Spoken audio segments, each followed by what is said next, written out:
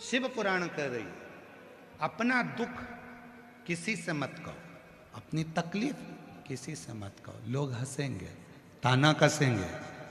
पहले सेठानी बनकर घूमती थी, अब जगत में रोती फिर रही है।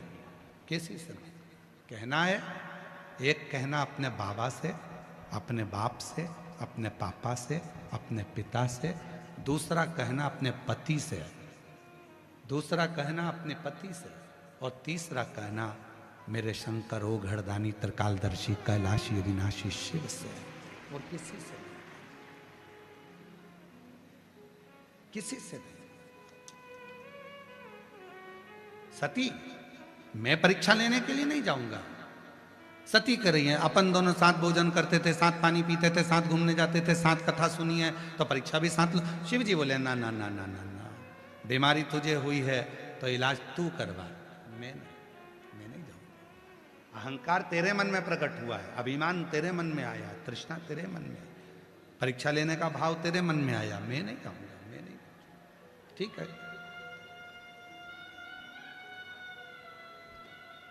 शिव दुनिया की दृष्टि में लोगों को लगता है शंकर जी एकदम एक लोटा जल सारी समस्या का। शिव इतने सरल। महाराज,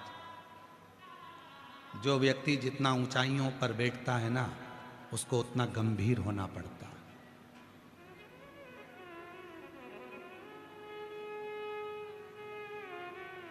उसको उतना गंभीर होना पड़ेगा। जो व्यक्ति जितनी ऊंचाइयों पर बैठता है उसकी उतनी आलोचना होती है। जो व्यक्ति जितना ऊपर की ओर बढ़ता जाता है उसको बहुत गालियां दी जाती है। जो व्यक्ति एकदम तरक्की कर कर ऊंचाइयों पर जाकर बैठ जाता है उसकी आलोचना होगी, अपशब्द कहे जाएंगे, ताने दिए जाएंगे, गाली दी जाएगी, पर उसको गंभीर होना पड़ेगा। जैसे हमारे भारत के प्रधानमंत्री नरेंद्र भाई मोदी जी, जैसे प्रत्येक प्रदेश के मुख्यमंत्री, चाहे आपके प्रदेश के हों, चाहे मध्य प्रदेश के हों, चाहे छत्तीसगढ़ के हों, चाहे आंध्रा के हों, कहीं का भी मुख्यमंत्री, चाहे वो किसी भी स्थान, चाहे वो उत्तराखंड के हों, मुख्यमंत्री, प्रधानमंत्री और मुख्यमंत्री का पद कितना ऊंचा होता है, पर उनको जितने ऊंचे पद पर बैठ जाते हैं उतनी उसमें गंभीरता आना पड़ती है, उतनी गंभीरता लाना पड़ती है। उनको मालूम है ऊपर बैठेंगे, उन्नति की सीढ़ी पर चढ़ेंगे तो लोग गालियां बहुत देंगे, आलोचना बहुत करेंगे, अपशब्द बहुत कहेंगे, ताने बहुत देंगे, ना जाने क्या क्या कमेंट्स करेंगे, ना जाने क्या क्या लिखेंगे। पर जितनी ऊंची कुर्सी पर व्यक्ति बढ़ता जाता है उतनी उसमें गंभीरता आती जाती है, उतना उसमें बल उत्पन्न होता जाता है। ये आलोचना सुनने का, ताने सुनने का, अपशब्द सुनने का जवाब कम देता है, सुनता बहुत है। जिसमें जो बढ़ गया, तुम्हारे घर में तुम्हारा पद बड़ा है, तुम सास हो तो तुम्हें गंभीर होना पड़ेगा, तुम ससुर हो तुम्हें गंभीर होना पड़ेगा। घर में बच्चों की शादी हो गई, तुम मम्मी पापा की जगह सास ससुर बन गए, तुम्हें गंभीर होना पड़ेगा। आलोचना होगी, पद बड़ा है।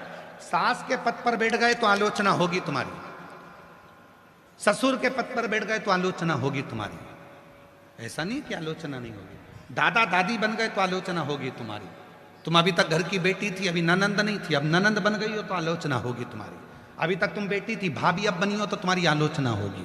देवरानी बनी हो तो आलोचना होगी, जेठानी बनी हो तो आलोचना होगी। आलोचना होगी, पर इसको सहन करना, गंभीर बनकर इसको सहना। मेरे शंकर भगवान की बहन मेरे शिव जी की बहन छिप्रिया, भगवान शंकर के जब माँ पार्वती जी जगत जननी जगदम्बा अम्बा जब भोजन बनाकर रखती थी, लोग कहते हैं हमारी ननंद ऐसी है, हमारी भाभी ऐसी है। शिव पुराण को तो पढ़ो जरा। माँ पार्वती जी भोजन बनाकर रखती थी, और छिपरिया आती थी, भाभी भूख लगी है, भोजन दीजिए। छिपरिया आती थी, भाभी भोजन दीजिए, भूख लगी है। और शिव जी की बहन छिपरिया जब भोजन मांगती थी तो माता पार्वती जी भोजन ला कर देती थी। देखिए जरा छिपरिया क्या करती थी, भोजन लिया और उठाकर गौ माता को, नंदी को, भृंगी को, श्रृंगी को सबको दे देती थी। भोजन का टिफिन खा लिया। फिर वापिस आ गई छिपरिया जी, भाभी भोजन तो है ही नहीं टिफिन में। भाभी ने देखा तो टिफिन में भोजन तो अब भी तो बना कर रखा था। पार्वती जी ने मन में सोचा, ननन जी हैं, इनको दान करना बहुत अच्छा लगता है, तो सारा भोजन दान कर आई होंगी, मैं अब भी बना कर लाई। ननन जी अब भी लाई, गई अंदर, भोजन बनाया, ताजा भोजन ला कर दिया। छिपरिया ने वो उठाकर वापिस नंदी को, गाय को, शंगी को, भृंगी को सबको दे दिया। भाभी भोजन एक दिन में मां पार्वती माता को दिन भर में 1000 बार भोजन बनाना पड़ता था और 1000 बार माता पार्वती के चेहरे पर मुस्कुराहट होती थी। तब छिपरिया ने कह दिया, भाभी तुम केवल पार्वती नहीं हो, तुम अन्नपूर्णा हो, आज से जगत में तुम्हारी पूजन हो। एक ननंद ने भाभी की पूजन करा दी, आज से तुम अन्नपूर्णा हो, सारे जगत में अन्नपूर्णा की पूजन होगी। और सुनो भाभी, जैसे तुम मुझको अन्न का दान देती हो, एक दिन ऐसा आएगा मेरे भाई शिव तुम्हारे दरवाजे पर भिक्षा मांगने के लिए आएंगे। और अन्नपूर्णे सदा पूर्णे शंकर प्राण वल्लभे, स्वयं शिव, स्वयं शंकर, स्वयं ओ घड़दानी मां अन्नपूर्णा के दरवाजे पर जाकर भिक्षा मांग लेते। स्वयं शिव, स्वयं शंकर, स्वयं त्रिकालदर्शी, कैलाशी अविनाशी।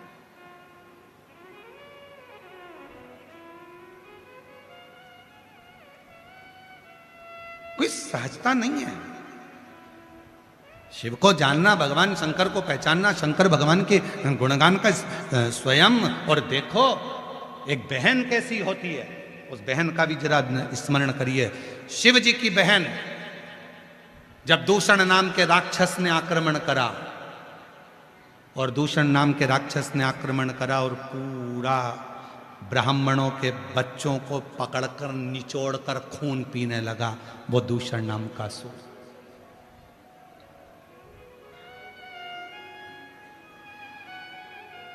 महाकाल वन, 2 वन है, 2 वन का स्मरण, 2 वन का स्मरण करिए। देखिए एक निवेदन करें, अगर आप लोग स्वीकार करें तो बोलो। आज कथा का 6ठा दिन है, शिवरात्रि का दिन है।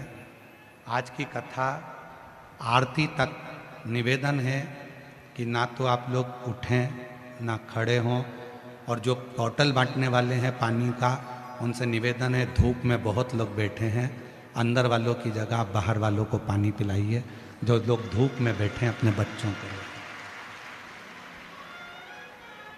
हम कथा में पहले से कहते आए हैं कि अपने साथ में 2 पानी की बोतल लाया करो। लाए हो सब लोग? जम के बोलो। अगर पानी की बोतल आपके पास में है तो आप अपने पड़ोसी के हाथ पैर जोड़कर कह दो कि इसको लेकर चले जाओ, बाहर बांटो।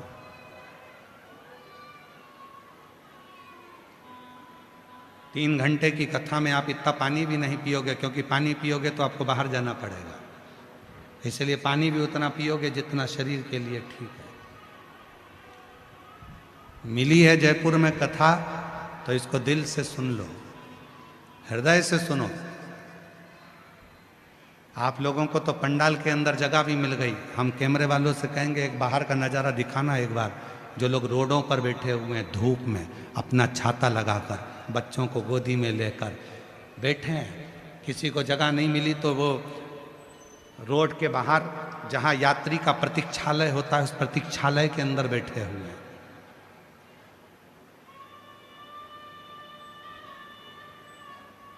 जगह नहीं है। पूरे पंडाल जितने भी लगे, 7, 8, 9 जितने पंडाल लगे, और उसके अलावा मैं यहाँ की जयपुर नगर की प्रशासन को, यहाँ की सरकार को और यहाँ के कलेक्टर महोदय, यहाँ के आईजी, डीआईजी, कमिश्नर, एसपी को भी धन्यवाद दूंगा, यहाँ के एसडीएम को धन्यवाद दूंगा। उनने समिति से कहकर रात को 4 गुना पंडाल और बढ़वा दिया कि भक्त आराम से बैठ सके, व्यवस्था कर सके। पर हम जानते हैं कि कथा 2 दिन, कथा के जो शिवरात्रि है और समापन है उस पर भक्त रात भर विश्राम करते हैं, उसके लिए आते हैं। तो आपसे निवेदन है थोड़ी जागरूकता के साथ कथा का लाभ लें। बहुत बाबा ने कृपा करी है आप पर, ना जाने आपकी झोली मेरा भोले बाबा किस तरह से भर कर भेजेगा और कितना देकर भेजेगा ये वही जानता है, उसी के हाथ। दिल से, हृदय से। दूषण नाम का असुर ब्राह्मण के बच्चों को निचोड़कर उनका रक्त पीता। 2 वन हैं शिव महापुराण में, 2 वनों का वर्णन आता है। एक वन है नंदन वन, एक वन है महाकाल वन। नंदन वन काशी, महाकाल वन अवंतिकापुरी उज्जैन, 2 वन।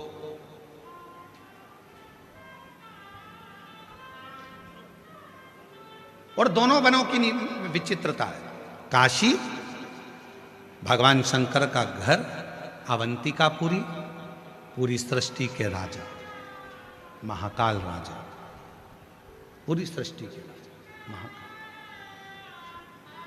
महाकाल वन में दूषण नाम के राक्षस ने आक्रमण करा और पूरा पृथ्वी को हिलाना प्रारंभ करा। ब्राह्मण के बच्चे मिलते थे, उनको निचोड़कर रक्त पी जाता था, खून पीता था, और ब्राह्मणों के बच्चों को निचोड़कर खून पीकर फेंक देता। हाहाकार मच गई पूरे पृथ्वी पर, सबने पुकारा दूषण कहाँ है? तो कहा भी तो महाकाल वन में रह रहा है। महाकाल वन में? हाँ। शिव की आराधना करो, साधना करो। जब जीवन में थोड़ा सा कष्ट आता है, तकलीफ आती है, दुख आता है, किसी का एक्सीडेंट हो जाता है, किसी को तकलीफ हो जाती है, तो कहा जाता है कि महामृत्युंजय का पाठ करो, महामृत्युंजय का अनुष्ठान करो, शिव संभाले।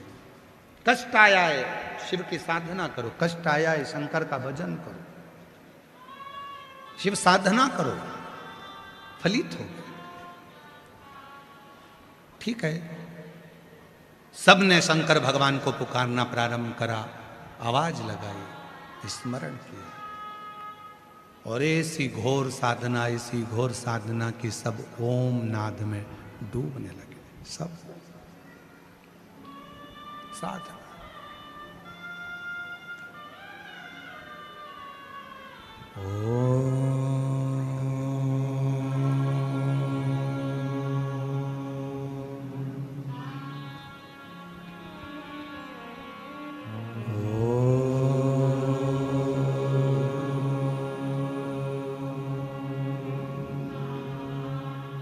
पूरा महाकाल वन, पूरी पृथ्वी ओम के नाद में डूबने लगी। सबने साधना करी, सबने पुकारा।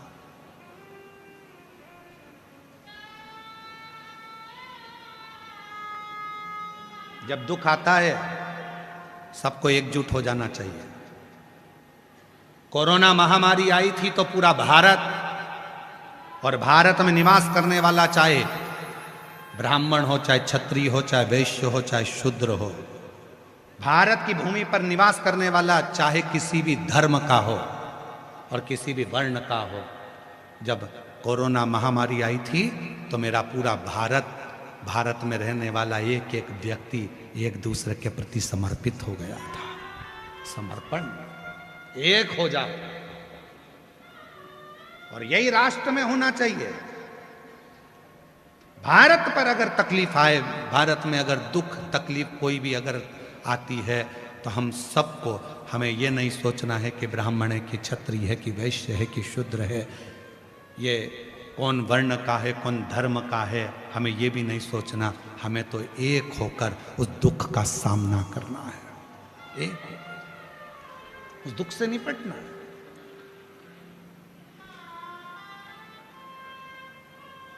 पूरे प्रदेश, पूरी पृथ्वी सबने ओम का नाद किया उस दूषण नाम के असुर के लिए। जब एक दुख आता है तो उसको मिटाने के लिए सबको आगे आना। वो दूषण असुर जो ब्राह्मण के बच्चों का खून पी रहा था। कभी कभी हमारे परिवार में, हमारे घर में कोई ऐसा असुर आ जाता है।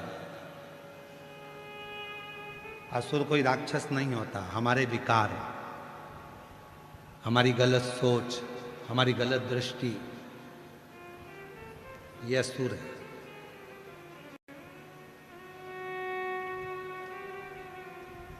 बेटी को खूब पढ़ाना है, बेटी को खूब पढ़ाना है, बेटी को खूब पढ़ाना है, और बहू कह दे कि मम्मा मुझे भी पढ़ना है, तो नानी याद आ जाती है। क्यों नहीं पढ़ाना? वो भी तो किसी की बेटी है ना। भारत सरकार एक काम करती है, बेटी पढ़ाओ बेटी बचाओ।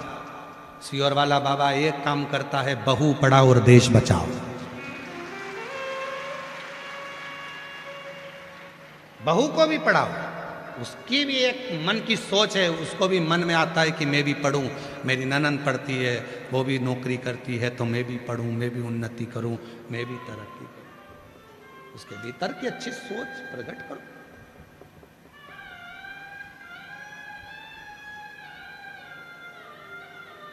दूषण को मारने के लिए पूरी पृथ्वी पर उच्चारण प्रारंभ हुआ, ओम का नाद किया, सबने सत्कार स्वीकार किया। तब शिव जी के पास खबर गई कि वो दूषण को मारना, पर दूषण को तो एक वर है, जहां वो मरेगा और उसका रक्त गिरा और वहां उसका दूसरा दूषण उत्पन्न होता है।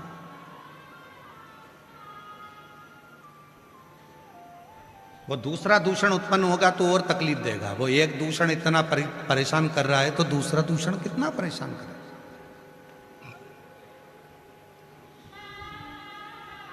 तो निवेदन है, इसको मारो, पर मारूं कैसे? एक दूषण असुर इतना कष्ट दे रहा है तो दूसरा दूषण असुर कितना कष्ट देगा। जितनी रक्त गिरेगी उतना दूषण असुर उत्पन्न होता चले जाएगा, उतना परेशान करेगा। तब भगवान शंकर ने देवताओं से कहा कि तुम मेरी बहन क्षिप्रिया के पास जाओ, उसके जैसा दुनिया में कोई नहीं है। वो अपना स्त्री का स्वरूप छोड़ देगी, जल के रूप में हो जाएगी और जल बनकर जहाँ दूषण का रक्त गिरेगा वो जल बनकर उस जल से दूषण के रक्त को पानी में बदल देगी और फिर दूषण उत्पन्न नहीं होगा, फिर दूषण उत्पन्न नहीं होगा। देवताओं ने जाकर क्षिप्रिया से निवेदन करा, हे क्षिप्रिया, आप गणेश जी की बुआ हो, कार्तिकेय की बुआ हो,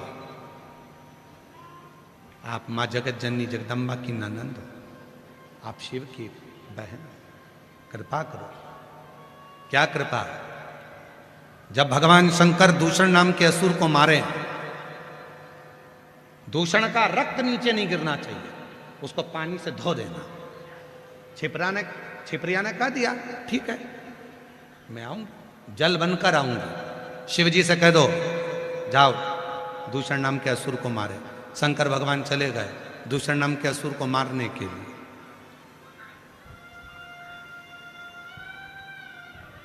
क्षिप्रिया आई नहीं, पहुंची नहीं।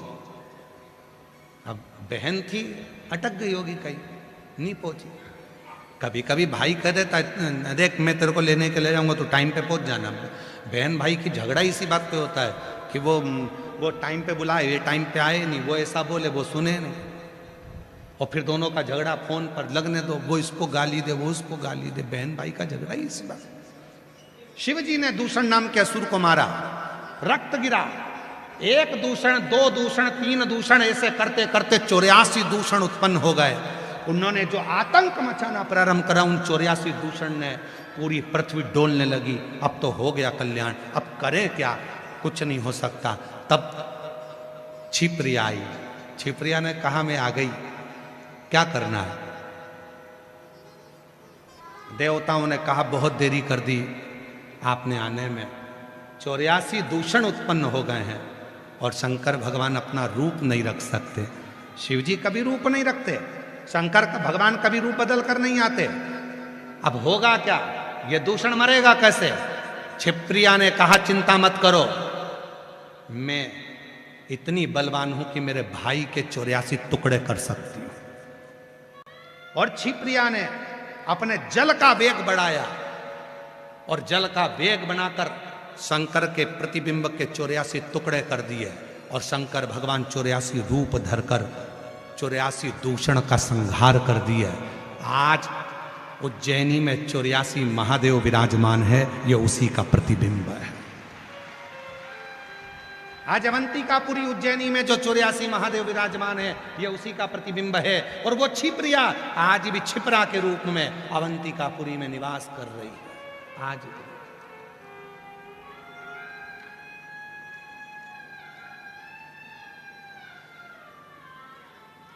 इसलिए भारत की भूमि की सबसे बड़ी राखी, भारत की भूमि की सबसे बड़ी राखी अगर कहीं बनती है तो वो देव अधिदेव महादेव महाकाल राजा को बनती है, क्षिप्रिया की।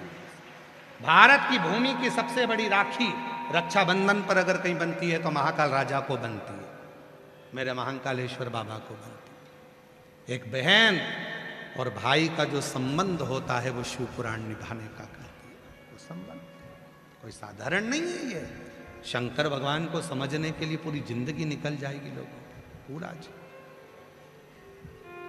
और समझ नहीं पाते।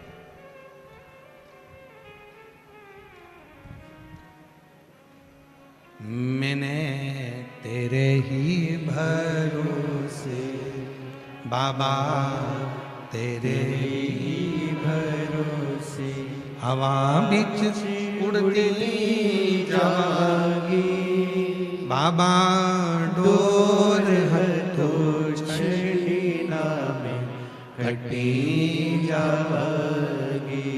भोले मैं तेरी पतंग, शंभू मैं तेरी पतंग। तो शिव महापुराण की कथा कर रही है। जितने ऊंचे पद पर मेरे देव अधिदेव महादेव बैठे हैं, भगवान शंकर देव नहीं है, महादेव हैं। देवों में भी देव महादेव है। ऊंचे पद पर बैठे हैं, इसलिए वो गंभीर हैं, इसलिए वो सहते हैं दुनिया की आलोचना, दुनिया की गालियां, दुनिया के ताने, दुनिया के अपशब्द।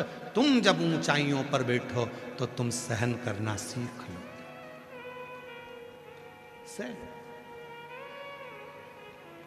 पर ऊंचे पद पर बैठने वाला ही सह सकता है। कौन सह सकता है? ऊंचे पद वाला। हो सकता है हमारी बात का अब किसी को बुरा लग जाए, जितने लोग टीवी पर कथा सुन रहे हो, जितने सोशल मीडिया पे सुन रहे हो सकता है उनको बुरा लग जाए। अब लग जाए तो लग जाए, उसमें कोई बड़ी बात नहीं है। पर समझना, जो ऊंचे पद पर बैठ गया, प्रधानमंत्री मुख्यमंत्री के पद पर, बड़े पद पर जो बैठ जाता है, उसको उसकी आलोचना होती है, वो ज्यादा जवाब नहीं देता। कोई कुछ भी कह देता है, वो ज्यादा जवाब नहीं देता, क्योंकि वो इतने ऊंचे पद पर बैठा है। कहाँ प्रधानमंत्री, मुख्यमंत्री, राष्ट्रपति, बहुत बड़ा पद पर बैठा है। और जो छोटे पद पर होता है उसकी आलोचना कोई करके बता दे। अपने ही पास में पार्षद जी रहते हैं, उनकी आलोचना करके बताओ अपने क्षेत्र में, फिर वो पकड़ के ले जाएंगे, प्रसाद दे देंगे। ऊंचे पद पर बैठा है इसलिए उसने सहन करा। जो अभी पद पर चढ़ा है, जो धीरे धीरे आगे बढ़ा है, उसकी जब आलोचना होती है तो उसे सहन नहीं होता। लाओ उसको पकड़ कर ले जाओ उसको कमरे में, देव प्रसाद लपक।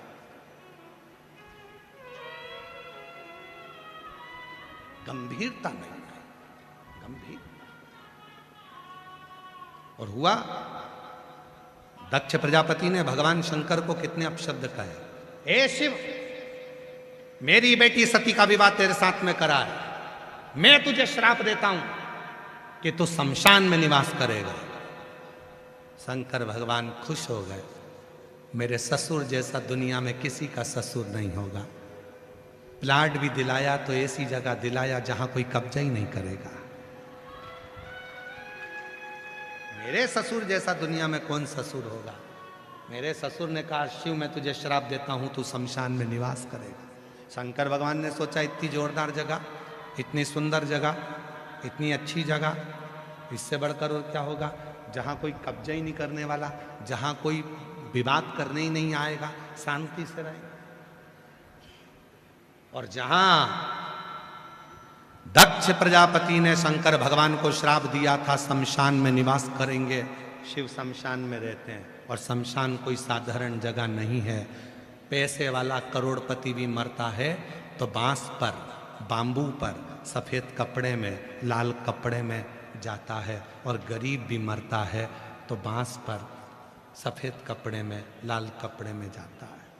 कोई करोड़पति, मुझे तो नहीं लगता कि जयपुर में कोई करोड़पति मरा हो, या बहुत बड़ा कोई राजा महाराजा, कोई बहुत बड़ा पद वाला मरा हो तो उसको डनलप के गद्दे पर ले गए हो।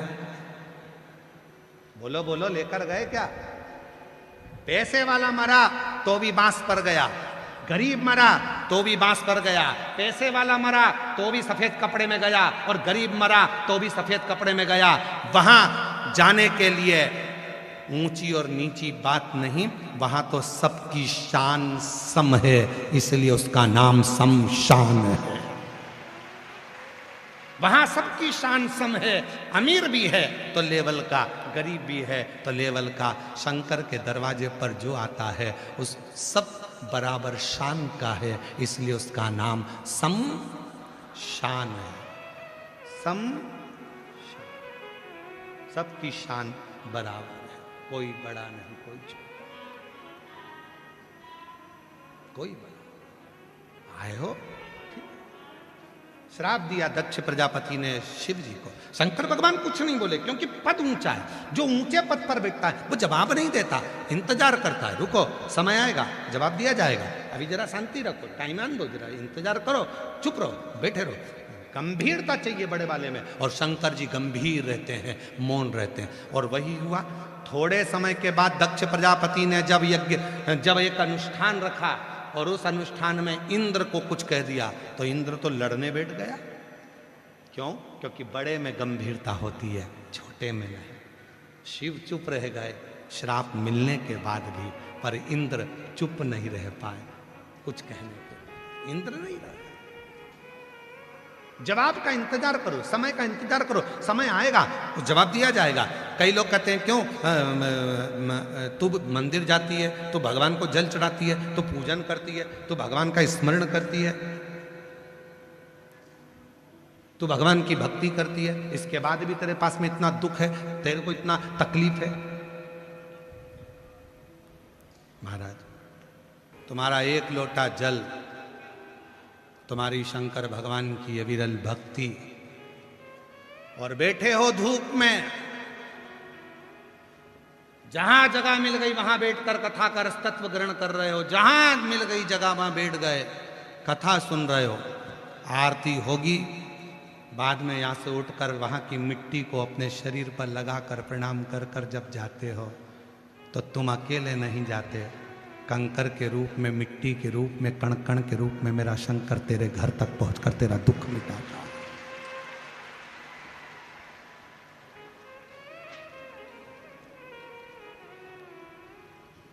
कण कण के रूप में वो तुम्हारे शरीर से लगकर तुम्हारे घर तक पहुंचता है। और पहले दिन भी हमने कहा था इसको शिव पुराण मत समझना कि शिव पुराण, ये शिव पुराण नहीं है, ये अपने पिता का घर, बाबुल से कही हुई बात यहां स्वीकार,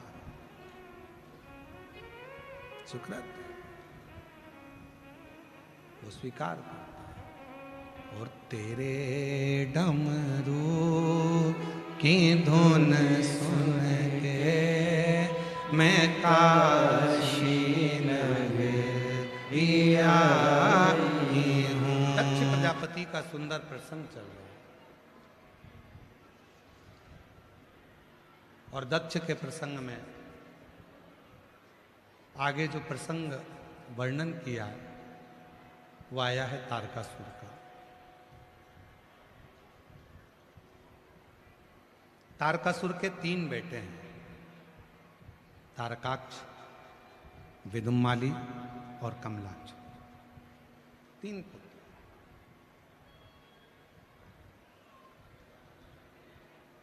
तारकासुर ने एक वर भगवान से मांगा था कि अगर ब्रह्मा जी मुझे वर दीजिए कि अगर मेरे प्राण छूटे तो शिव जी के पुत्र के द्वारा छूटे। जो भगवान से प्रेम करने वाला होता है, जो शिव से स्नेह करने वाला होता है, जो बाबा की भक्ति में डूबने वाला होता है, शंकर से स्नेह करने वाला होता है, उसकी प्रधानता केवल एक होती है कि मेरे शरीर के द्वारा और मेरे द्वारा भला कैसे।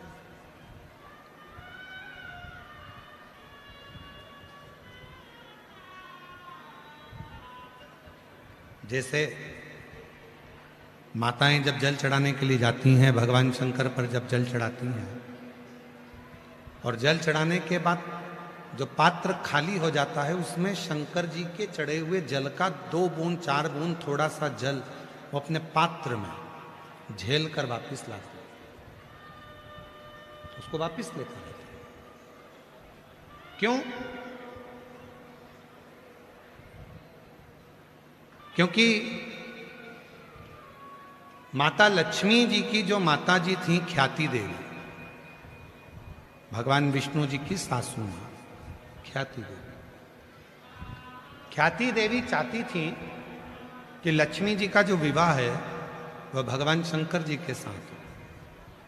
पर भगवान शंकर को मालूम पड़ा कि लक्ष्मी जी तो भगवान नारायण को स्नेह करती हैं और नारायण लक्ष्मी जी को स्नेह करते हैं, तो फिर इनसे विवाह करना ये उत्तम नहीं।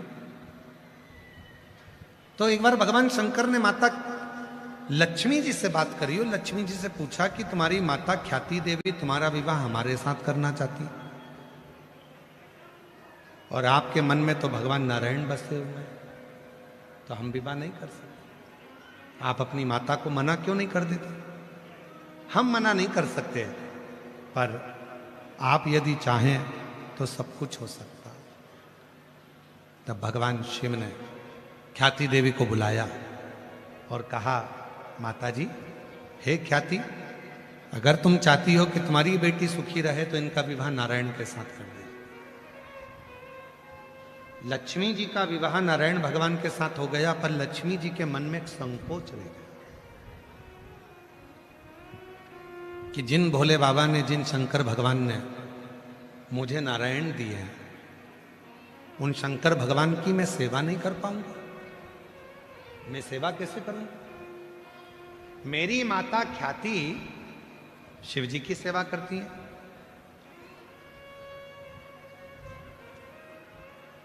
समुद्र देव भी भगवान शंकर की साधना आराधना करते हैं,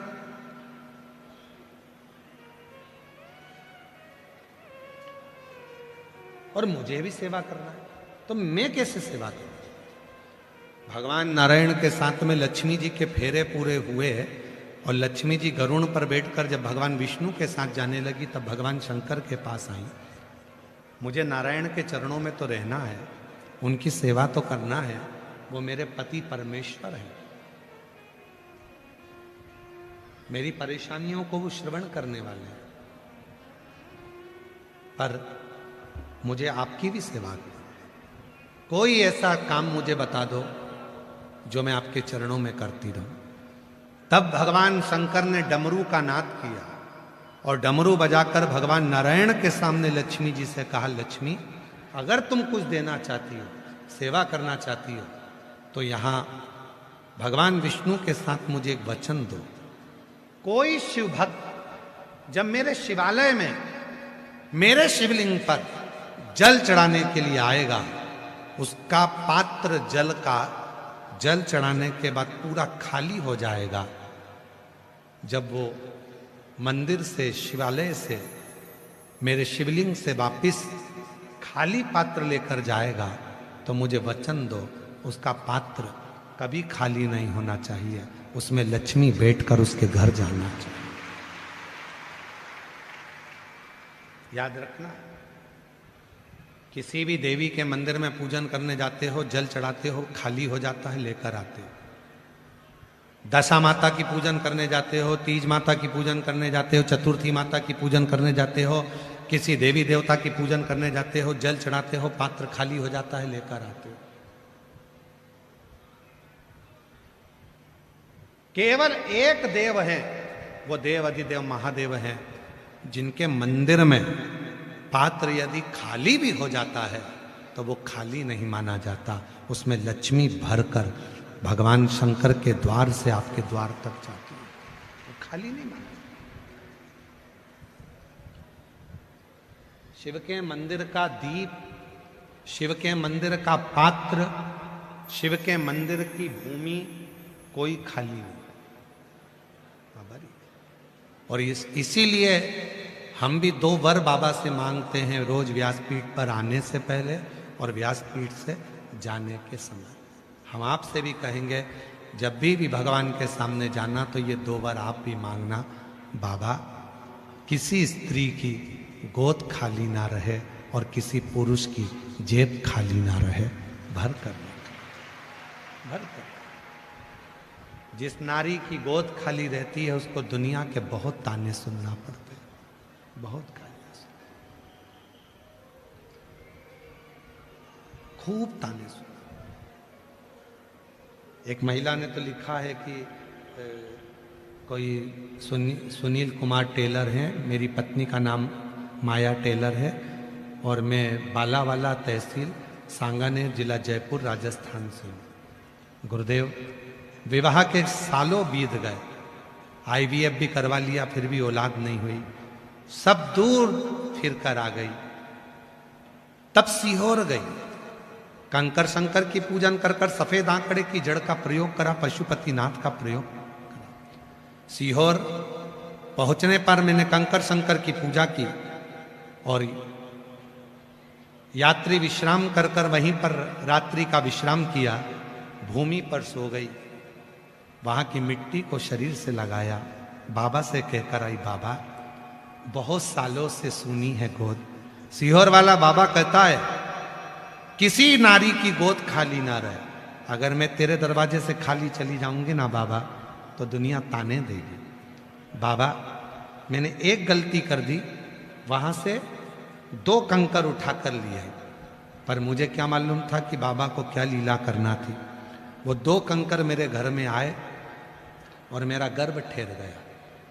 मेरे गर्भ में पहले डॉक्टर कहता रहा कि बच्चा ठहर गया है, एक बच्चा है, एक बच्चा है, पर कुछ समय के बाद फिर डॉक्टर ने कहा तुम्हारे गर्भ में 2 बच्चे हैं और डॉक्टर ने कहा इसमें से एक बच्चे की आवल लपेट गई है और दूसरे बच्चे की श्वास में कुछ तकलीफ आ रही है।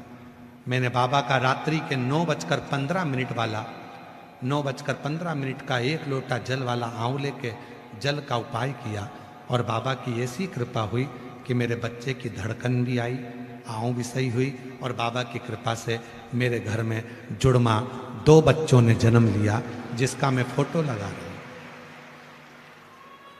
मेरे घर में जुड़वा 2 बच्चों ने जन्म लिया, जिसका मैं फोटो लगा रहा हूं। बाबा शिव साधना क्या होती है, शिव की भक्ति क्या होती है। एक बहन जी ने तो छाता भेजा है कि शंकर की छत्र छाया ही सर्वश्रेष्ठ छत्र छाया है। वह बहन है, मेरा नाम मधु रावत है, जयपुर राजस्थान से है। 35 वर्षों से माइग्रेन की तकलीफ थी, इतनी तकलीफ थी कि नींद में भी मुझे इंजेक्शन लेना पड़ते थे माइग्रेन के चक्कर। 35 सालों से ये इलाज चल रहा था। आप विद्याधर नगर में आए, वहां की मिट्टी को नमन कर कर मैंने कथा को श्रवण किया और वहां की मिट्टी लेकर घर आ गई। उसी मिट्टी को रोज थोड़ी थोड़ी लगाती। आज बाबा की कृपा से 1 साल हो गया, मुझे तकलीफ नहीं है, ना इंजेक्शन लेती हूँ ना दवा लेती हूँ और पूरी तरह से ठीक, पूरी तरह से। एक विश्वास जागृत करिए भीतर, एक भरोसा जागृत करिए भीतर शिव के प्रति।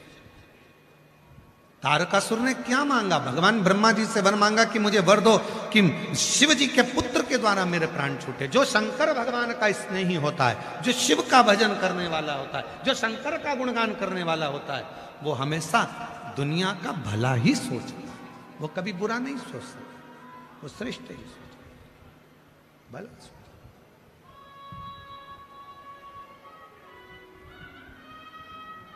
लोग कहते हैं हम शिव जी के मंदिर जाते हैं, लोग हमको देखते हैं, हंसते हैं, ताना कसते हैं, अपशब्द कहते हैं, कहने दो, बोलने वाले को बोलने दो। उनका काम है बोलना, अपना काम है भगवान के मंदिर में जाना और शिव की स्तुति करना। आपकी जिंदगी का फैसला आपको लेना, अपने घर का फैसला और अपनी जिंदगी का फैसला जब दूसरे लेने लगे तो समझ लेना कि तुम बर्बादी की सीढ़ी पर चढ़ गए, तुम बर्बाद होकर ही रहोगे। अपना फैसला अपन लो। मंदिर जाना मेरी मर्जी, भजन करना मेरी मर्जी, नाम जाप करना मेरी मर्जी, शिव महापुराण की कथा श्रवण करना मेरी मर्जी। मैं दूसरे के कहने पर नहीं चलती। तुम कहोगे मेरे माँ बाप ने मुझे जन्म दिया, मेरे माँ बाप ने मुझे पढ़ाया, मेरे ससुराल में मैं रहती हूं, तो दूसरे के कहने पर क्यों चलूं? उसने मना कर दिया तो मंदिर नहीं जाऊंगी, उसने मना कर दिया तो मैं शिव जी पे चढ़ा जल नहीं पीऊंगी, उसने मना कर दिया तो मैं बेलपत्र नहीं खाऊंगी, उसने कह दिया तो मैं ऐसा नहीं करूंगी, उसने कह दिया तो वैसा नहीं करूंगी। मेरी मर्जी। अपना फैसला अपने हाथ में होना चाहिए। अपना रिमोट अपने हाथ में रखो। टीवी का रिमोट दूसरे के हाथ में रहता है तो उसके पसंद का नाटक देखना पड़ता है। जब रिमोट अपने हाथ में होगा तो अपनी पसंद का नाटक देखेंगे। उसी तरह अपना रिमोट अपने हाथ में रखो कि मेरा जीवन मेरा है, मैं बड़ी हुई हूं, मैं संघर्ष कर रही हूं और मेरे दुख को मैं खुद काटूंगी। भगवान शंकर का नाम स्मरण कर, कोई दूसरा नहीं काटेगा। और हम तो बाबा के भरोसे चलते हैं, हम तो बाबा के भरोसे चलते हैं।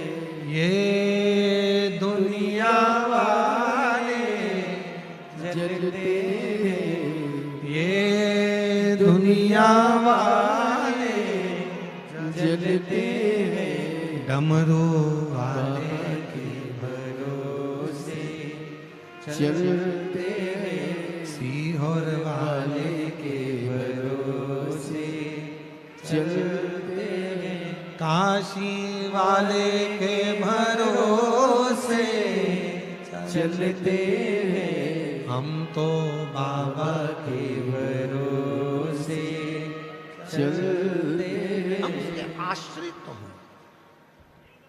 तारकासुर, हम उसके आश्रित तो हूं। तारकासुर ने वर मांग लिया, शिव जी के पुत्र हुए षडानंद कार्तिकेय। जब वो षडानंद कार्तिकेय जी जब तारकासुर को मारने के लिए गए, मां पार्वती जी ने कह दिया इसके हृदय में बाण नहीं लगना चाहिए, क्योंकि इसके हृदय में शिव बसते हैं, शंकर बसते हैं। तारकासुर के प्राण छूट गए। उसके 3 पुत्र थे, तारकाक्ष, विदुमाली, कमलाक्ष। बड़े उपद्रवी थे। तीनों ने वर मांग लिया था कि हम तीनों मरेंगे तो एक साथ मरेंगे। तीनों ने अलग अलग पुरी बनाई, अलग अलग भवन, अलग अलग महल बसाया। तीनों कभी एक साथ इकट्ठे नहीं होते तो मरते भी नहीं। शिव जी से प्रार्थना, इन तीनों को मारना है। शंकर भगवान ने कहा इन तीनों को मारने के लिए तुम सब पशु बन जाओ, मैं तुम्हारा पति बनता हूं।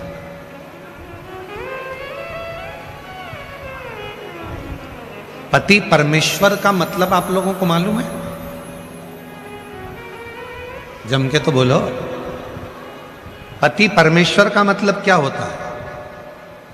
पति परमेश्वर का मतलब होता है कि मेरे दुख को, मेरी परेशानियों को जो सुने और सुनकर परेशानियों का हल निकाले, उसको पति परमेश्वर कहा जाता है। मेरे दुखड़े को तो सुने, परेशानी को तो सुने, पर आज के पति परमेश्वर ऐसे हो गए, सुनते कम है और चिल्लाते ज्यादा है। बहुत तेज धाड़, चिल्लाता। पर पति परमेश्वर का सही मतलब है जो तुम्हारी परेशानियों को सुने, सुनकर उसका हल निकाले। आज नहीं तो कल निकाले, पर उसका हल तो निकाले। अब आज के जमाने में तो पत्नी कुछ भी कहती है तो परेशानी सुनते से ही वो इतना ज्यादा चिल्लाता है कि वो हल ही नहीं निकाल पाता।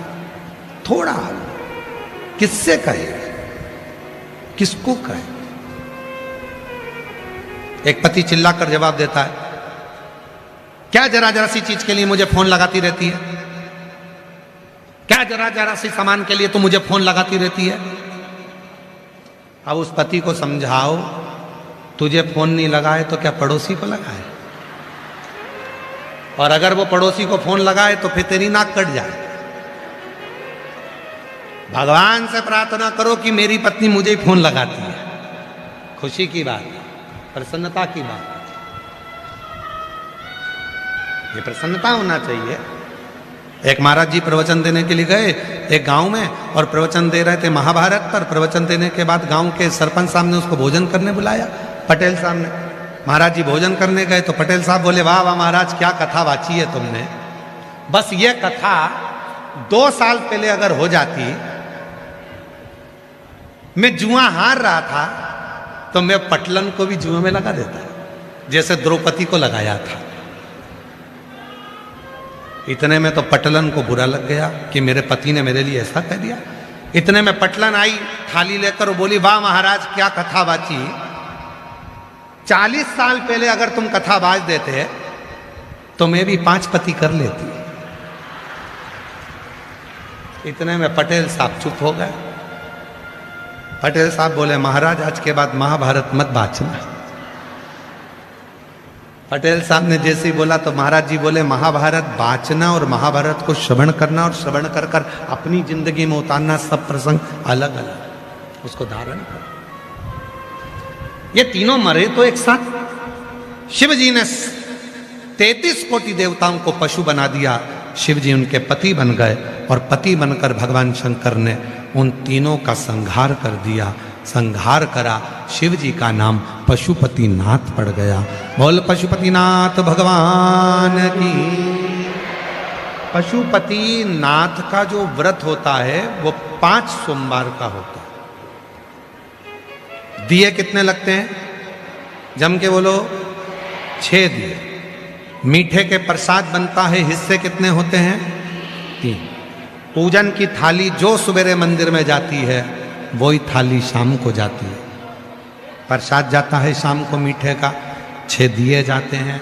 6 दिए जमीन पर रखे जाते हैं। प्रसाद के 3 हिस्से किए जाते हैं।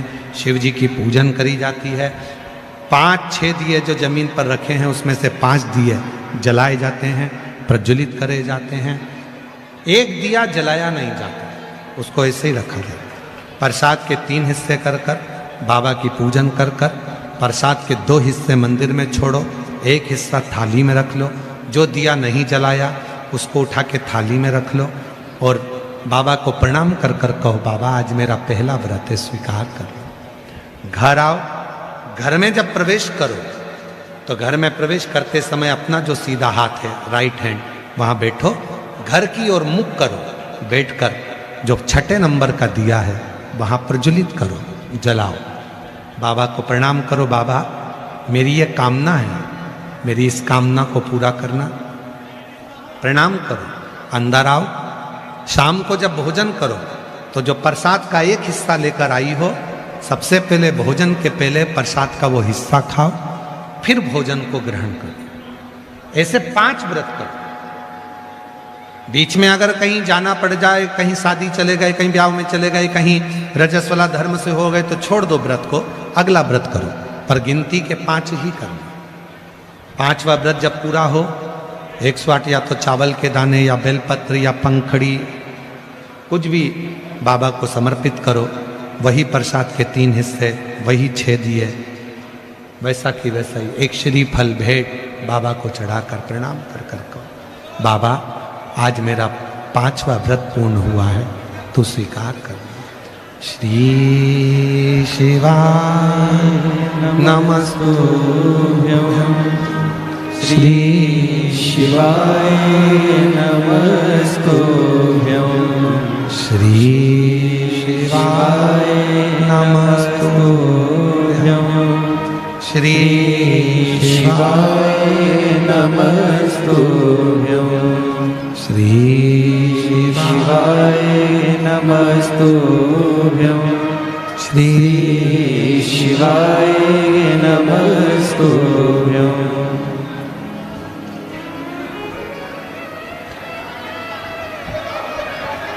बाबा को अपने मन का भाव कहकर प्रार्थना कर कर निवेदन कर कर अपने घर को जाए। पशुपति नाथ का व्रत सुख देता है, करते रहो, हृदय में उतारते रहो। आगे वर्णन आया भगवान श्री गणेश जी महाराज का मंगल विवाह हो रहा है। गणेश जी रिद्धि सिद्धि के साथ के करीब में कैसे लेकर जाया जाए। और ये मानव शरीर भगवान शंकर की विरल भक्ति कैसे करें।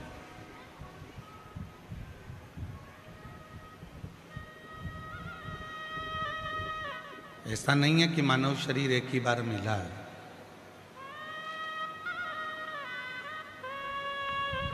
ना जाने कितने कितने जन्म आपके हमारे हो चुके हैं।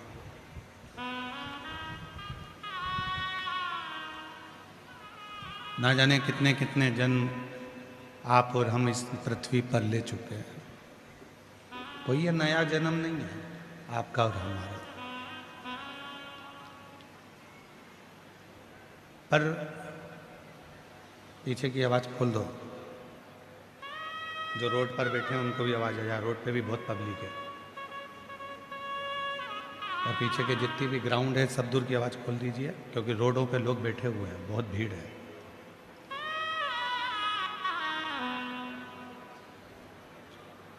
बार बार ये जन्म नहीं होता। जन्म और मृत्यु का जो प्रपंच है इससे छूटना है। फिर जन्म लिया, फिर मर गए, फिर जन्म लिया, फिर मर गए। पुनरपि जननम पुनरपि मरणम के प्रपंच जो है इससे छुटकारा कैसे है, इससे छूटा कैसे जाए। तो शिव महापुराण में स्वयं तुमरुका जी ने चंचुला देवी से कहा कि मृत्यु लोक में, संसार सागर में केवल एक साधन है, वो है भगवान शंकर की भक्ति। तुमरुका जी कहते हैं चंचुला देवी केवल संसार सागर में एक है शिव की भक्ति, फिर वो वापिस मृत्यु लोक में जन्म नहीं देती है। शिव अपना बनाकर अपने चरणों में सदा सदा के लिए रख लेते हैं, सदा।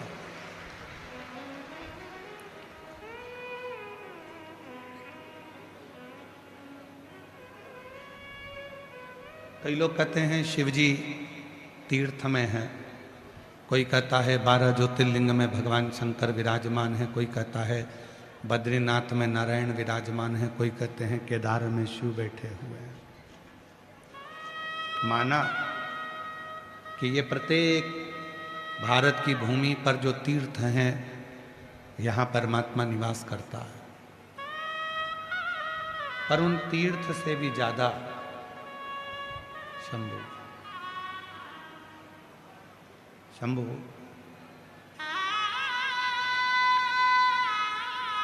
पर उन तीर्थ से भी ज्यादा परमात्मा यदि कहीं निवास करता है तो वो आपके दिल में निवास करता है, आपके हृदय में निवास करता है।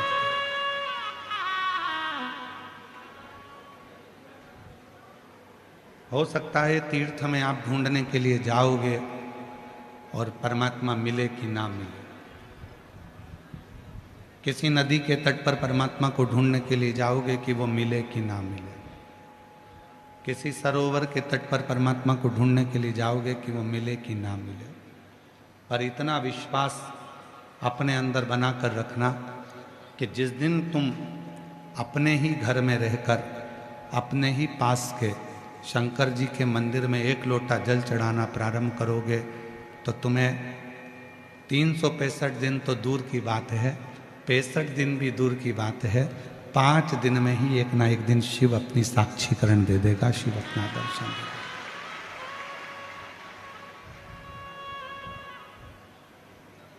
वो असली स्वरूप में मेरा भोले बाबा कभी नहीं आता।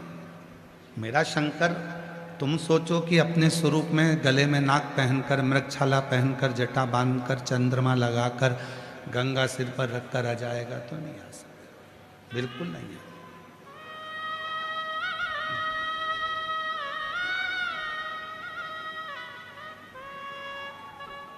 जो कहते हैं कि सिर पर गंगा रखकर भगवान शंकर आएंगे और मुझे दर्शन देंगे, नहीं देगा। जो कहते हैं कि डमरू लेकर भगवान आएंगे और दर्शन देंगे, बिल्कुल नहीं आएंगे। कोई कह दे कि सांप गले में पहनकर भगवान आएंगे और मुझे दर्शन देंगे, नहीं देगा। दर्शन कैसे देगा? आपकी माता के रूप में, आपके पिता के रूप में, आपके कोई इष्ट मित्र के रूप में। जब दुख की घड़ी में तुम घिरे होगे, तब वो तुम्हारा अपना रिश्तेदार बनकर, तुम्हारा अपना परिवार का व्यक्ति बनकर तुम्हारे पास आएगा और तुम्हारी सहायता कर जाएगा। और तुम उसको पहचान नहीं पाओगे, तुम उसको जान नहीं पाओगे।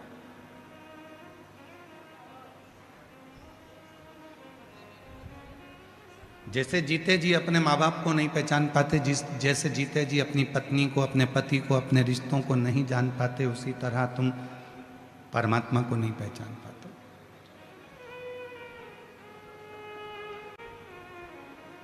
मरने के बाद उसके मुंह में दही पेड़ा खिला रहे हो, मरने के बाद उसके पसंद की गुलाब जामुन बनवा रहे हो, मरने के बाद उसके लिए खीर बनवा रहे हो। अगर वो जिंदा था और उसको जीते जी ही मत गुलाब जामुन खिलाते, मत खीर खिलाते, पर प्रेम से मीठी वाणी बोल देते, तो भी वो आशीर्वाद देकर चला जाता। हमने उस परमात्मा को केवल मूर्ति में ढूंढा, हमने उसको सहजता में ढूंढा।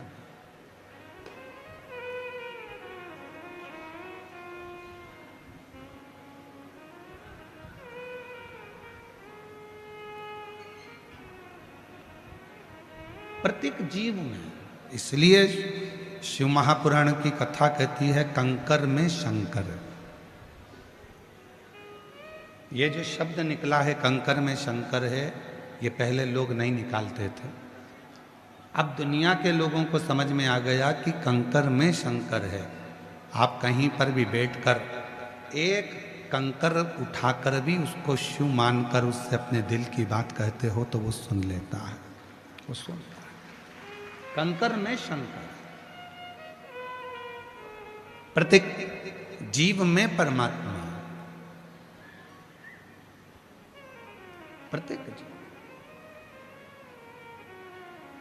हमारे निखिलेश जी एक भजन की लाइन बड़ी सुंदर गुनगुनाते हैं कि फूलों में ढूंढा तुझे, फूलों में ढूंढा तुझे,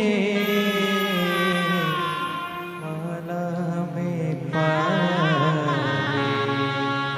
फूलों में ढूंढा तुझे, कलियों में पाए, और फूलों की खुशबू में भोले बाबा का ठिकाना है। हम जगत में उसको ढूंढ रहे हैं, हम हर जगह पर उसको जाकर ढूंढ रहे हैं, पर उसका ठिकाना तो खुशबू में है, सुगंध में।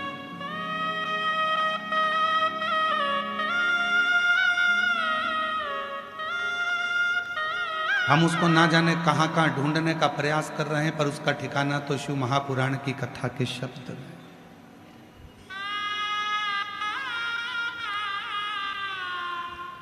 जो लोग सीहोर आते हैं कंकर शंकर की पूजन करने के लिए, रुद्राक्ष लेने के लिए, हम उनसे एक बात कहते हैं, यहाँ से लेकर जाना तो दिल से लेकर जाना, ये समझकर लेकर जाना कि तुम्हारा शिव तुम्हारे साथ जा रहा, और तुम्हारा दुखड़ा हरने के लिए जा रहा है, तुम्हारी तकलीफ हरने के लिए जा रहा है, तुम्हारा कष्ट हरने के लिए। यहाँ कई माताएं ऐसी बैठी हैं जो अपने साथ में कंकर शंकर को लेकर चलती हैं। कई बैठी होंगी जिनकी प्लेट में, कटोरी में कंकर शंकर विराजमान। कई माताएं, कई भाई, कई जीजी, कई जीजा, कई बेटियां, कई बेटा, कई मेरे बुजुर्ग माँ बाप ऐसे बैठे हैं जिनके गले में रुद्राक्ष पड़ा हुआ है। एक रुद्राक्ष उसके गले में पड़ा है। उसको क्या लगता है कि मेरे गले में रुद्राक्ष है, पर शिव महापुराण की अगर विद्येश्वर संहिता को पढ़ा जाए तो स्वयं शंकर पार्वती जी से कहते हैं कि ये रुद्राक्ष नहीं है, ये मेरा स्वरूप है, और जिसके गले में रहता हूं उसकी रक्षा का भार मेरे ऊपर रहता है, उसकी रक्षा का भार मेरे ऊपर। ये केवल रुद्राक्ष नहीं है, ये मेरा प्रतिबिंब स्वरूप है, ये मेरा स्वरूप।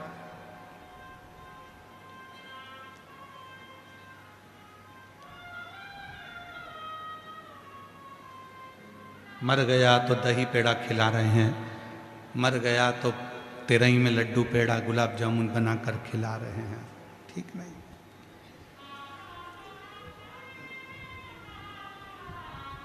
मर गया तो अस्थि की पूजन करी जा रही है, राख को भी पूजा जा रहा है, पर जिंदा था तो क्यों नहीं पूजा, जीवित था तो सम्मान क्यों नहीं दिया। कभी प्यासे को पानी पिलाया नहीं, फिर अमृत पिलाने से क्या। कभी गिरते हुए को उठाया नहीं, बाद आंसू बहाने से क्या। फिर बाद में नेत्रों से नीर बहाओ कि मैंने छोड़ दिया। जैसे जयपुर की इस पवित्र धरा पर शिव महापुराण की कथा चल रही है। आज कथा का छठा दिवस है। कल कथा सवेरे 8 बजे से 11 बजे तक जयपुर के इस पंडाल में हो जाएगी। टीवी पर 2 बजे से 5 बजे तक आएगी। कथा विराम हो जाएगी और कई लोग जयपुर के और आसपास क्षेत्र के बाद में पछतावा करेंगे, अपने पास में कथा हुई, झोली भरकर मैं लेकर नहीं आ सकी, मेरा शिव आया था, अपने मन की बात कह ना सकी, बाद में पछतावा, आज नहीं।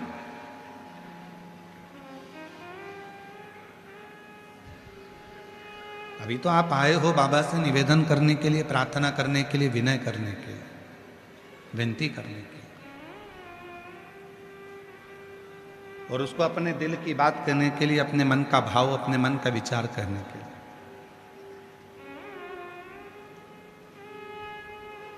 शिव का भक्त, शिव साधक, शिव की आराधना करने वाला, शंकर की साधना करने वाला, माँ आद्य शक्ति की आराधना करने वाला, माँ आद्य शक्ति की साधना करने वाला किसी से कोई कामना नहीं रखता। कामना रखेगा जो भगवान शंकर का भजन करने वाला है, जो भगवान शंकर की साधना करने वाला है, जो भगवान शंकर का स्मरण करने वाला है, वो इंसान से कोई कामना नहीं रखता, वो भगवान से कामना रखता, वो शिव से कामना रखता। जो देगा तो मेरा भोले बाबा ही देगा, जो देगा तो मेरा शिव ही देगा, जो देगा तो मेरा शंकर ही देगा। रिश्तेदार नातेदार को कौन दे रहा है? वो ही दे रहा है। एक सुंदर प्रसंग है शिव महापुराण का, बहुत सुंदर प्रसंग।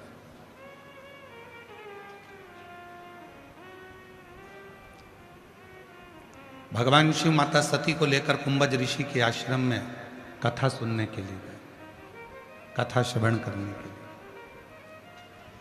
कुंभज बाबा के यहाँ जब कथा सुनने के लिए गए और कुंभज ऋषि के यहाँ जब बैठकर कथा श्रवण कर रहे थे, तो माँ सती के मन में ये भाव उत्पन्न हो रहा था कि मेरे पति विवाह करने के बाद उनको तो मुझे कहीं घुमाने ले जाना था, कहीं भ्रमण करने ले जाना था, पर मेरे पति मुझे विवाह करने के बाद केवल कथा सुनाने के लिए लेकर आए। जो नियम भगवान शंकर ने सतयुग में प्रारंभ करा था, वो नियम आज तक संसार में चल रहा है।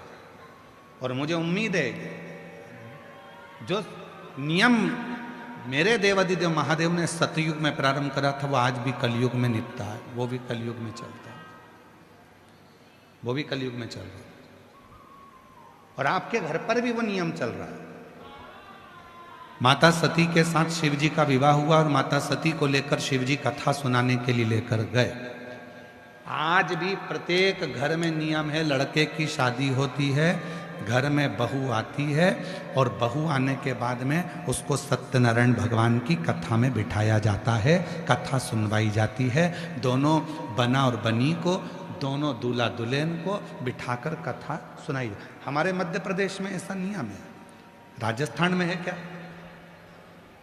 कथा सुनवाते हैं उनको। जब दोनों दूल्हा दुल्हन आते हैं, घर में शुभ कार्य होता है तो सत्यनारायण जी की कथा, भगवान की कोई कथा, कोई पितरों की पूजन, कोई अनुष्ठान करवाया जाता है जिससे उनको लगे कि हमारे पूर्वजों का ये अनुष्ठान है।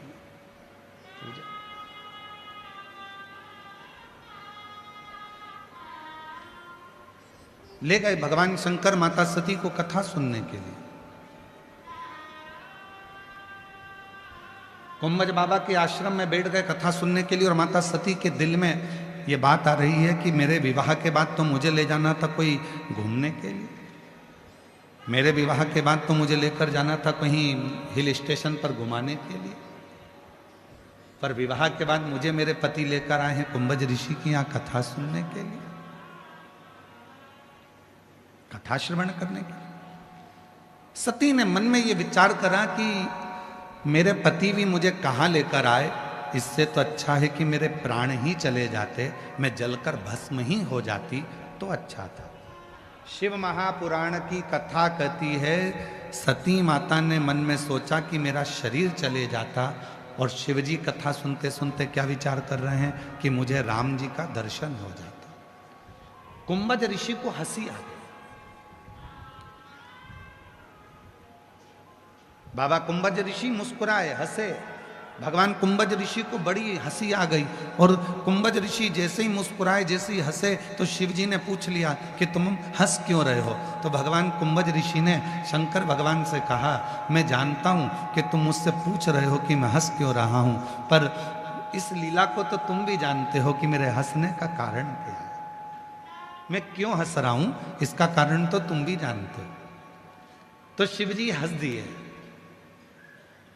और भगवान शंकर ने पूछा कुंभज ऋषि से, मैंने सुना है कि कथा सुनते समय जो मन में आता है वो मिलता जरूर है, मैंने जो मांगा क्या वो मुझे मिलेगा?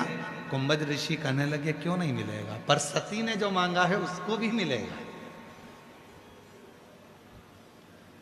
सती ने क्या मांगा? मैं जलकर भस्म हो जाऊं तो अच्छा, और शिव जी ने क्या मांगा? राम का दर्शन हो जाए तो अच्छा। दोनों की मुराद पूरी हो गई।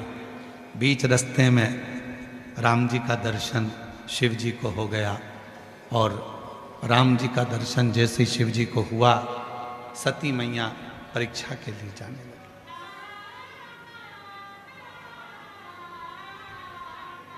चलो बताओ, परीक्षा लेने के लिए कौन कौन गई थी? सती अकेली गई थी, शिव जी भी गए थे क्या? जम के तो बोलो, नहीं। कौन गई? केवल अकेली सती परीक्षा लेने के लिए गई राम जी की। रो रहे थे, नेत्रों से नीर बह रहा था, आंख से आंसू बह रहा था। तो सती ने कहा, तुम इनको प्रणाम कर रहे हो, साधारण मनुष्य? शिव जी कहने लगे, ये साधारण मनुष्य नहीं, ये मेरे राम हैं जो मेरे दिल में बसते, हृदय में बसते। पत्नी के लिए रो रहा है, अपनी पत्नी के लिए रो रहा है। परमात्मा कोई भगवान पत्नी के लिए रोता है? शिव जी ने कहा, ये तो सब लीला है। तुम्हारे मन में अगर थोड़ी सी भी खेद है तो परीक्षा लेकर आ जाओ। सती जी परीक्षा लेने चले।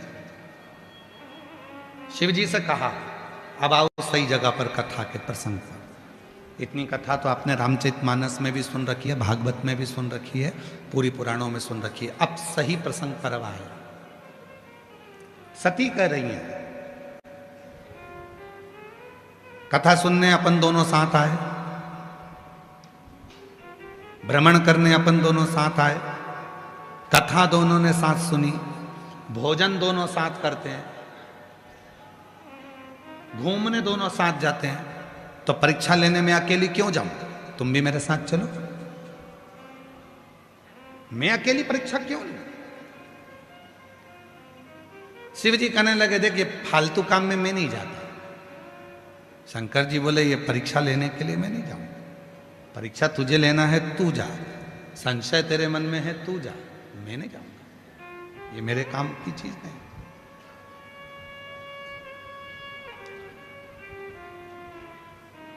परीक्षा लेने मैं जाऊं? हाँ, परीक्षा लेने के लिए मैं नहीं जा सकता। जाओ तुम परीक्षा लो।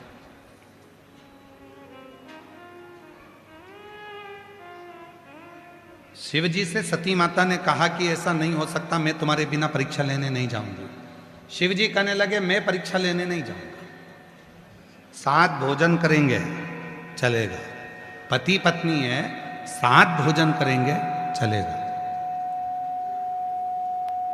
साथ घूमने चलेंगे चलेगा, साथ मोटरसाइकिल पे बैठेंगे चलेगा, साथ फोर व्हीलर में बैठेंगे चलेगा, साथ कथा सुनने चलेंगे चलेगा, साथ माल घूमने चलेंगे चलेगा, साथ शॉपिंग करने चलेंगे चलेगा। पर याद रखना, बीमारी तुझे हुई है और तू कहे कि मुझे इंजेक्शन लग रहा है तो तुम भी लगवा, चलेगा? अरे जम के तो बोलो, नहीं चलेगा। शंकर जी ने कितनी सुंदर बात कही कि बीमारी तुझे हुई है, परीक्षा तू लेने जा रही है, संशय तुझे हुआ है, टेंशन तुझे हुआ है, अहंकार तुझे हुआ है, तो दवाई तुझे लेना पड़ेगी। अब कई लोगों की आदत, अब तुम हॉस्पिटल में जाओ और पत्नी बीमार पड़ गई और पत्नी पति से कहे, जी अपन साथ में रोटी खाते थे, साथ में रहते थे, साथ में घूमने जाते थे, साथ में ससुराल जाते थे, साथ में शॉपिंग पे जाते थे, साथ में मॉल जाते थे, साथ में ये काम करते थे, साथ में वो काम करते थे। एक काम करो ना, जब साथ में रहते थे, साथ में भोजन करते थे, साथ में रोटी खाते थे, साथ में अपन पानी पीते थे, साथ में अपन ये सब काम करते थे, तो फिर एक काम करो कि मैं बीमार पड़ी हूं तो साथ में इंजेक्शन भी लगवा।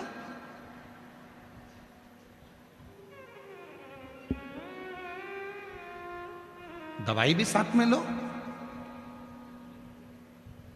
कितनी माताएं बैठी हैं जिनके पति साथ में इंजेक्शन लगवाते हैं,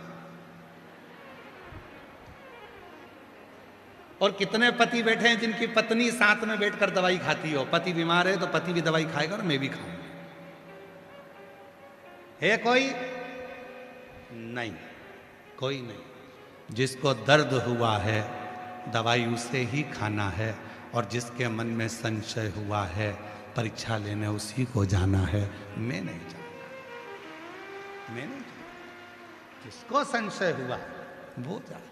तकलीफ अपने को हुई है तो दवाई अपने को खाना पड़ेगी। खुजाल अपने हाथ में चली, अपने को खुजाना पड़ेगा। छींक अपने को आई है तो अपने को छींकना पड़ेगा। छींक तुम्हें आ रही और तुम पति से कह रही छींको छींको। अब पति बेचारा 2 घंटे से मुंह खोल के बैठा, छींको, तो पति बोले मुझे छींक आ ही नहीं रही, तो मुझे तो आ रही है ना, तुम छींको।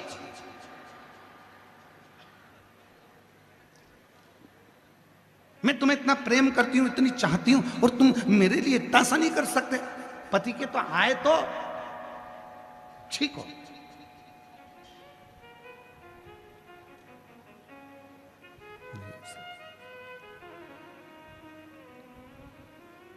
दर्द अपने को है तो दवा अपने को खाना है। कष्ट अपने को है, दुख अपने को है, तो 1 लोटा जल चढ़ाने अपने को ही मंदिर जाना है, कोई दूसरा नहीं, कोई दूसरा। कई लोग कहते हैं तुम हमारे पास में आओ, हम तुम्हारे लिए ये वाला अनुष्ठान करेंगे और तुम एकदम ठीक हो जाओगी। हम शिव पुराण कहती है, हम शंकर पर विश्वास करने वाले, हम किसी के ऊपर भरोसा करने वाले नहीं, हम शिव पर भरोसा करने वाले। कोई कहता है मैं तेरे लिए ये वाला अनुष्ठान करूंगा, मैं तेरे लिए ये पाठ करूंगा, मैं तेरे लिए ये उपाय करूंगा, मैं तेरे लिए ये अनुष्ठान करूंगा, मैं तेरे लिए ये करूंगा, मैं तेरे लिए वो करूंगा। शिव महापुराण की कथा कहती है तुम्हारे मरने के बाद अगर तुम्हारे बेटे सैया दान कर रहे हैं तो ये मत सोचना कि तुम्हें मिली है। तुम्हारे मरने के बाद तुम्हारे बेटे अन्न का दान कर रहे हैं, ये मत सोचना कि तुम्हें मिला है। तुम्हारे मरने के बाद तुम्हारे बेटे अगर गीता का पाठ कर रहे हैं तो ये मत सोचना कि तुम्हें मिला है। तुमने जो जीते जी दान करा, तुमने जो जीते जी कथा सुनी, तुमने जो गीता जी का पाठ किया, तुमने जीते जी जो भजन किया, बस वो ही तुम्हारे साथ जाना है मरने के बाद। तो एक क्रम है जो निभाना, अपने जीते जी जो तुमने कर लिया।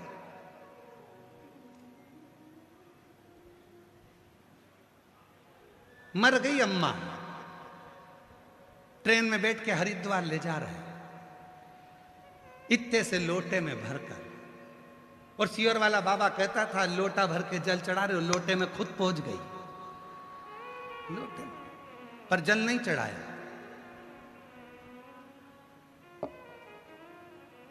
रिजर्वेशन कराया, घर के लोगों ने कहा तुम्हारा टिकट अलग कराना, अम्मा का टिकट, माता जी का टिकट अलग कराना, तो माता जी का टिकट अलग कराया। एक सीट माता जी की खाली सीट थी, लोटा रखा था, कोई दूसरा चढ़ गया उस पे तो चिल्ला के दौड़ा मेरी अम्मा बैठी है, उतर नीचे उतर, अम्मा बैठी है। तो वो बेचारा बोला कहाँ है अम्मा तेरी, वो दिख नहीं रहा, लोटे में है।